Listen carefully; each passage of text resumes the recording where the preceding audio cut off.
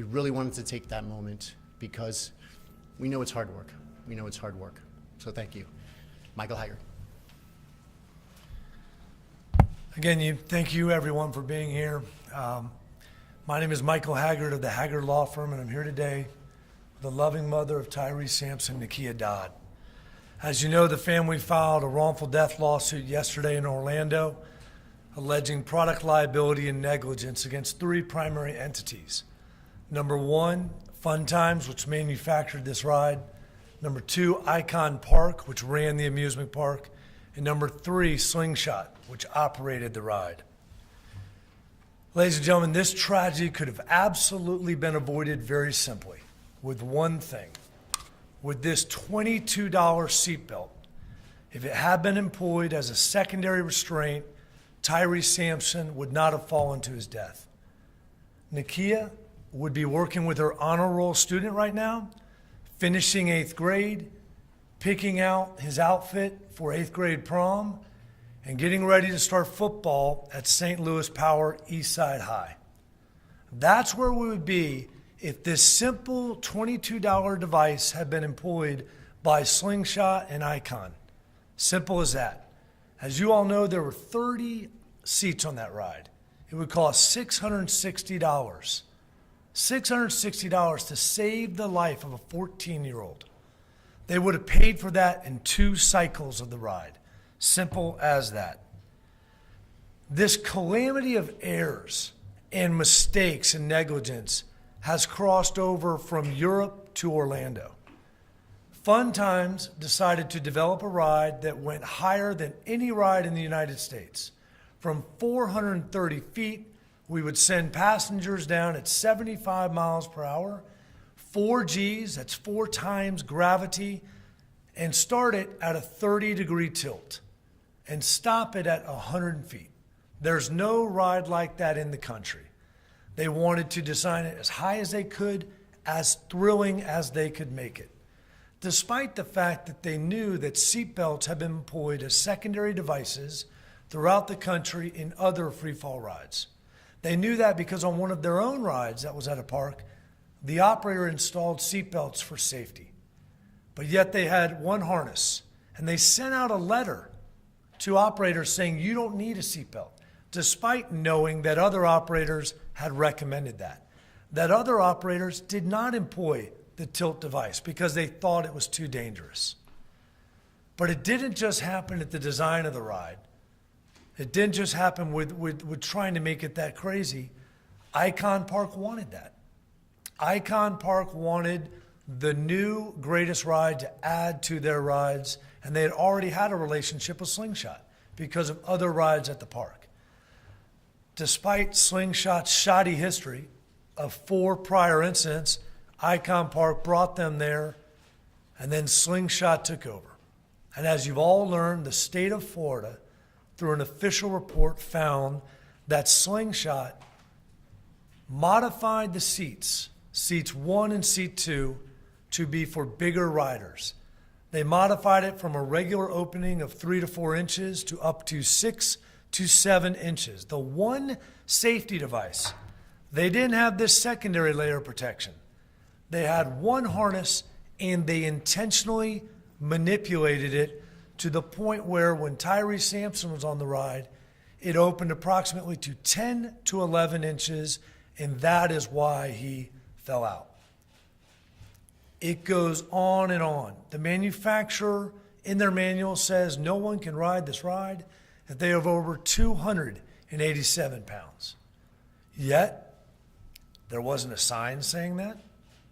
There wasn't a scale on premises, a simple scale, but there was a metal detector to see that people didn't have keys or phones that could fall and maybe hit a bystander. They had a full-size metal detector like we see at the airport, but no scale. When the manufacturing manual says you can't ride the ride more than 287 pounds. All of these acts of negligence fall on all 3 of these parties. A jury will decide what percentage of fault each one of these defendants get. And before I turn it over to you, I want to talk about a jury deciding this case. As you all know, in a lot of these cases, manufacturers, owners of rides, amusement parks want to silence everything. They want to get a quick confidential settlement with a family so that it's under the rug. I am so proud of this mother because her thoughts were not about her. They were about other mothers and other families and the public. And it was her decision to file this lawsuit now, to get sworn testimony under oath of those that are at fault, to get the documents to show the truth. Who made this mistake?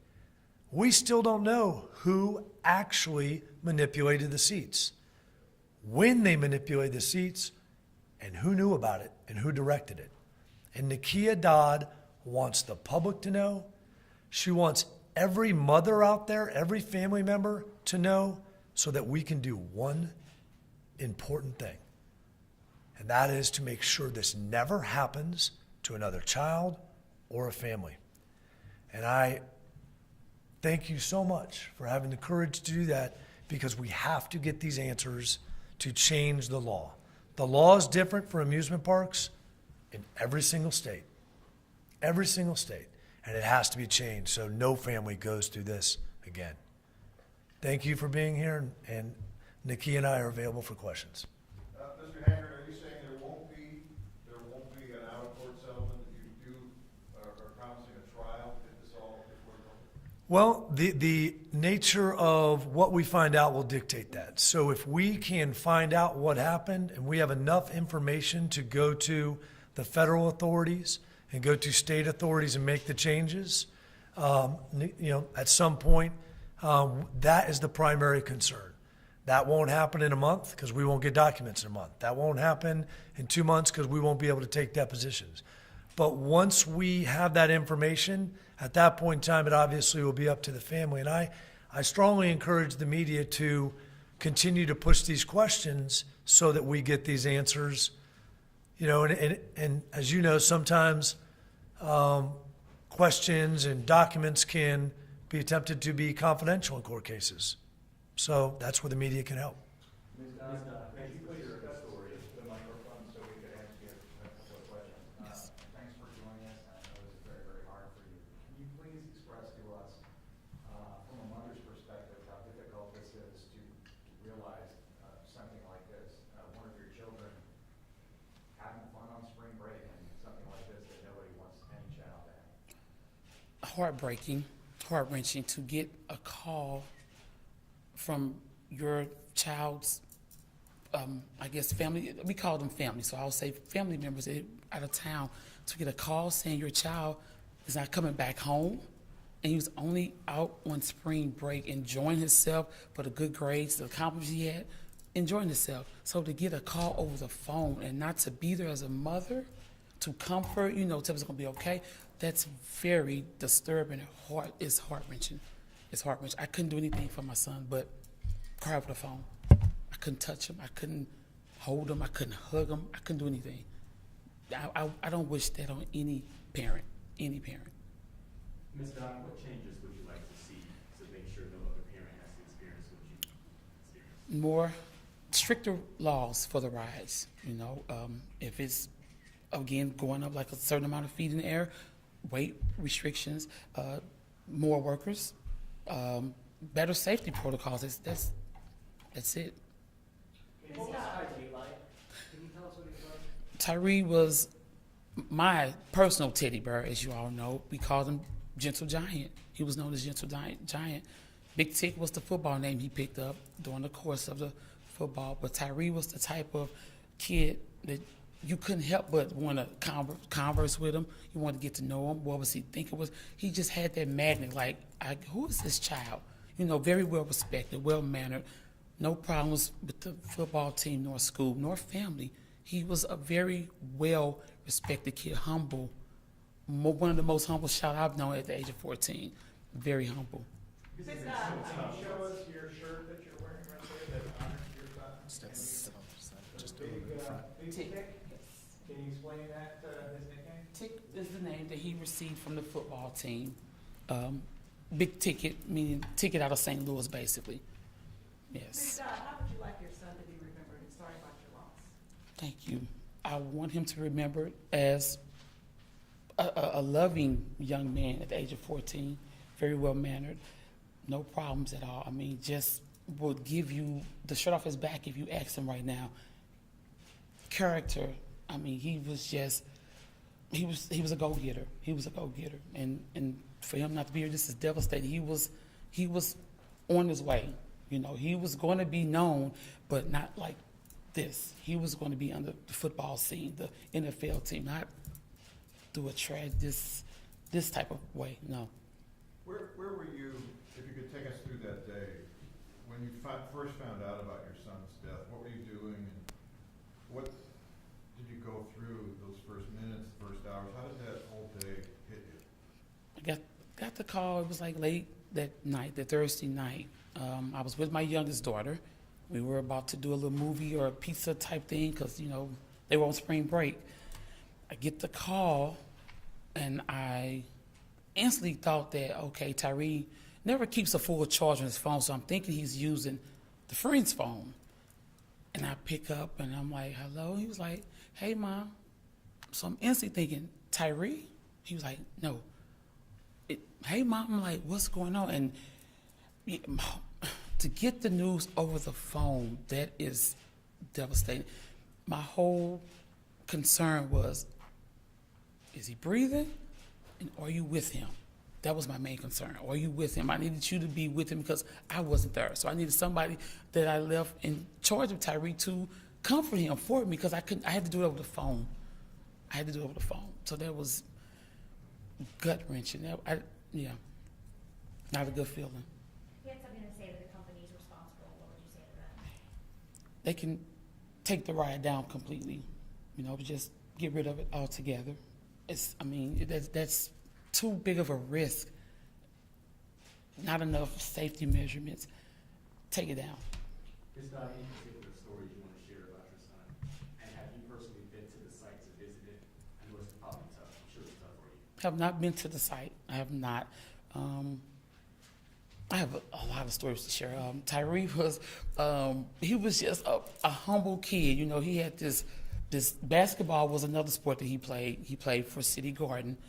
The biggest kid on the team. You know, I think they thought Tyre was the coach at sometimes because they listened more to Tyre versus the actual coaches. And, you know, we got footage of him like telling the team, if you would have did this, you know, we probably would have won that game. You know, he was always implementing something. Win, lose, or draw, he always put himself like, okay, listen to me, guys, you know, not because I know what I'm doing. Because he played basketball with the neighborhood, our neighbors, and these are like older guys. So when he played with the school, I was like, you might be a little too rough, you know, I don't know. But he did. He was a coach versus a player as well. So, yeah. And what's got you so strong? I mean, it's been a month and you're speaking with us now. You know, of course, there's been no rush, but what's got you so strong this past month or so?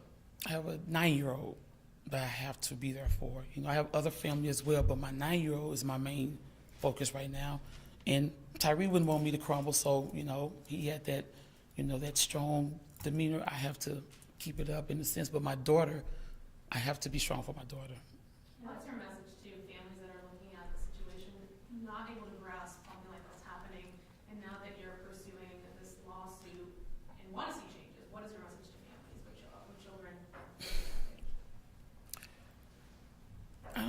I guess my message would be to the families, I don't want them to not let the kids enjoy themselves, but if you do decide to let them get on rides like that, double check yourself. You know, go up there and make sure the restraints are in place. You know, can your child ride? You know, does your child meet the qualifications? You don't want to rob the kids of enjoying themselves, but then in the same breath, you're like, you know, I don't know, because I don't want this to happen to another family, not just a child, but another family, period. So you may have to do maybe your own safety measurements, your own safety checks. Do you remember the last conversation you had with him? Tell us about it. The last conversation I had was he actually was supposed to leave that Monday to go to Florida. He left his charging device. He comes back home. He texts me and says, hey, Mom, I'm going to be pulling back up. I left my charger. I open the door, and he goes back in his room, and he's, getting a little stuff that he left. Mind you, we know boys don't like to give hugs because it's just like too mushy for them. So I said, "Oh, you came back to give me my hug." I actually said my last hug. You came back to give me my last hug. He said, "Oh no, Mom, they're waiting." So he's bagging up from me. And I have a long hallway before you get to the door to exit. And as he's bagging out my door, he turns around and says, "I'll see you Saturday or either Sunday." And that was my last time speaking to my son. And that Sunday, I was waiting for my son to come home because that's what he told me. "I will see you Saturday or Sunday." So to get a call to say, he's not coming back. I mean, I'm still like in shock. This is a nightmare. That's an extended nightmare, to be honest. His last words to me was, "I'll see you Saturday or Sunday." I'm walking back in this door. The same way I left, I was expecting to see my son return to me the same way he walked out my door. So did you get out without hugging you? Because that you were saying, "I want to hug." He ended up giving me my hug. He gave me my hug. I had to, that was my teddy bear, so I had to get it from the back. I got my hug. All right. Let me ask you about the anger anyone would feel when a child dies. Mr. Haggard said they didn't even put up a sign that said, "You can't weigh more than this. Here are the rules," that your son could have seen and not gone on the ride. How do you feel? Do you have any moments of anger that somebody should have done something more to protect your son? I have every emotion that you possibly can feel: anger, frustrated. I mean, I'm mad. I'm sickening. All of that, because it should have been better signage out. It should have been. Can we get more into his friends he was with? Did they have any firsthand accounts as far as he was denied other rides, or what did they say happened? I wasn't there, so I can't. Did they tell you anything about him being denied from other rides previously, or? No, I wasn't there, so yeah. How is it to hear that $22 could have saved your son's life? It's disgusting. It's disgusting. So it's like you didn't want to miss $1, but you stripped me of my son. So yeah, it's disgusting. Any message to the community? I know you had a lot of support. Any words you would like to say for everyone for all the thankful hearts for you? They have been very, very supportive. When I say the love is all over, it's all over. I've gotten all type of special made gifts, rugs, bracelets, necklaces, pendants, and I want to thank each and every one of them for even reaching out, even to check on me. I don't even know that a lot of these people, they make sure they message me on Facebook or whatever, just checking and making sure you're okay. I can't do anything, but I can see your hug, a virtual hug. That means a lot. It means a lot. Do you think you'll go to the free fall site? I have no plans on it. No. How's your daughter doing? I really think she's only 9, so she's probably not grasping the whole thing, but I think she see me like, okay, my mom is trying to be strong, so I want to be strong with my mom. And I just really, and I let her know, cry. It's okay to cry. She still texts his phone to this day. She tells him, "I did this at school. I did this with the teacher." She lets him know what she's doing to this day still. And I just have to reassure her, it's okay to cry. It's okay. Tyre knows, he loves you, but let him know that you can cry. That's how you relieve a lot of things. You have to shed a tear or two. Will you be setting up any kind of scholarship, either at his current middle school, the high school he's going to attend, any kind of something in his name to draw people's attention to what happened and your call for safety on grounds? It's currently a scholarship set up through Frank Clark. He reached out, I want to say it was established maybe a week ago, I'm not sure of the date, but it was established under Frank Clark Foundation. To this day, have you heard from any of the entities that are in the lawsuit, Slingshot, Icon Park, anyone has reached out to you, one expressing their condolences? No. Do you blame one more than the others? No, they're all equal. Everyone is at fault. I mean, I can't say you did this or you did. Everyone. As you leave here today, what will be the message that you would like for everyone to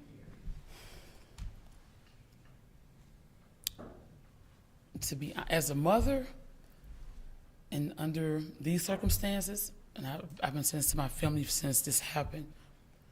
Love on your kids while they're here. As the saying, give people the roses while they're here. That is so true. Your kids especially, let them know you love them, you're here for them, all of that. And you just as a mother going through this, it's just, I just can't express, it's disturbing. It's very disturbing to me. But my message to the family is just, I don't know, you just have to love on your kids while they're here. It'd be your judgment as far as the rides. I personally don't think I'll let my daughter participate in the rides anymore as far as being lifted off the ground, but that'd be the parents' judgment. But just, I don't know, just, it'll be your call. I just tell people, love on your kids because you're uncertain. You're just uncertain. This is an eye-opener. It's definitely an eye-opener for me in many ways. Any other questions? Just one for Mr. Haggard. Any parting shot for the amusement park industry? I mean, this is not an isolated incident. It seems every few years somebody dies. Do they need to get their act together? Oh, absolutely. Like we talked about before, there aren't uniform regulations. Back in the 1970s, the authority was taken away from the Consumer Product Safety Commission for fixed rides, and there's a bill in Congress right now to give the CPSC back that jurisdiction. I mean, you think about it, we can look around this room at all the different products that we have that the CPSC has jurisdiction over, the leading product agency in the country, and we need that back. And I would ask the amusement park industry, whether it be Disney World, Universal Studios, Six Flags, all these big groups, to be on this journey with Nekia Dodd, because any of these incidents hurt them. Because like Nekia's got messages from so many families. There's millions of families out there wondering before this summer, are we gonna do this anymore? And like Nekia, I mean, going through what she's gone through, saying, it's up to you. We don't want to take the fun away from the children. Well, let's get together and let's get our act together, because you can make these things safe if you put the effort into it. And what sort of liability does an amusement park face in the current legal climate with a wrongful death case? Well, they are absolutely under a negligence standard. This is a case where I fully expect at some point we will move to amend for punitive damages.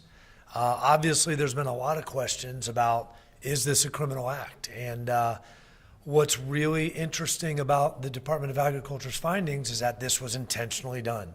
Having a sign up or not is a mistake. Maybe employing a scale might be a mistake. Manipulating a safety device that then, for lack of a better term, tricks the proximity sensor to say, green light, you're ready to go, because it's been intentionally manipulated, is a matter that I think law enforcement's going to be looking at in this case. Mr. Haggard, do you know anything about the fact that Tyre was denied other rides there previous to getting on this ride, or what witnesses said happened? Yeah, we've heard he tried to get on one of the rides. Well, not tried, he went to a ride, and they said clearly you can't ride because of your weight. He wasn't weighed. But that's something that is just basic as we go to a million amusement parks. Everyone who's been to an amusement park has seen the parent and the young child walk away with the child crying because they're too short to go on the ride. That's a safety call. It's life and death. And you don't worry about offending someone. You save their life. I believe he was. I'm not sure of the ride. We've heard different things from different people. And obviously that's up to the operator. It's not up to a passenger to say, let me guess this. Let me guess where we're at. Sorry. No problem. She's just gonna step out. Okay. Well, just to follow up on his question, some lawyer for the other side is going to say to you in court, he should have known, based on being turned away at the previous rides, not to get on the free fall. If a defense lawyer says that during this jury trial, I can guarantee you this will be the largest jury verdict in the history of the state of Florida. If they want to blame Tyre Sampson, that would be a dream for a plaintiff's lawyer such as myself. To blame a passenger who didn't have the manufacturer manual given to them, has no idea, and obviously, when we get on that elevator, when everybody leaves here today, we're trusting the elevator person to tell us it's going to work. If it has a maximum capacity, we might want to check that out. To not even have a sign is amazing, but forget about a sign. When you know that, how do you not just have a scale that everybody would go on? Just walk on and it clicks yes or no. What's the ballpark on a case like this? You know, there is none. There's not enough money in the world to compensate Nekia for her loss. Are there any precedents, just to give us an idea, in past cases like this, what are the payouts? It all depends. There's really no set guideline. That's up to an Orlando jury. Any more questions? Can you hold up the bill? Yeah, absolutely. Does everybody feel like they got their questions for Nekia? Yes. Okay.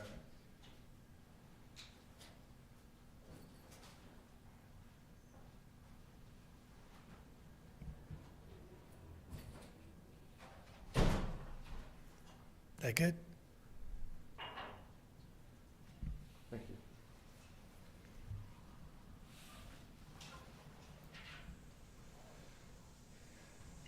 Okay. Thank you all very much. And if anybody has any other questions, Mr. Haggard can stay after a little bit.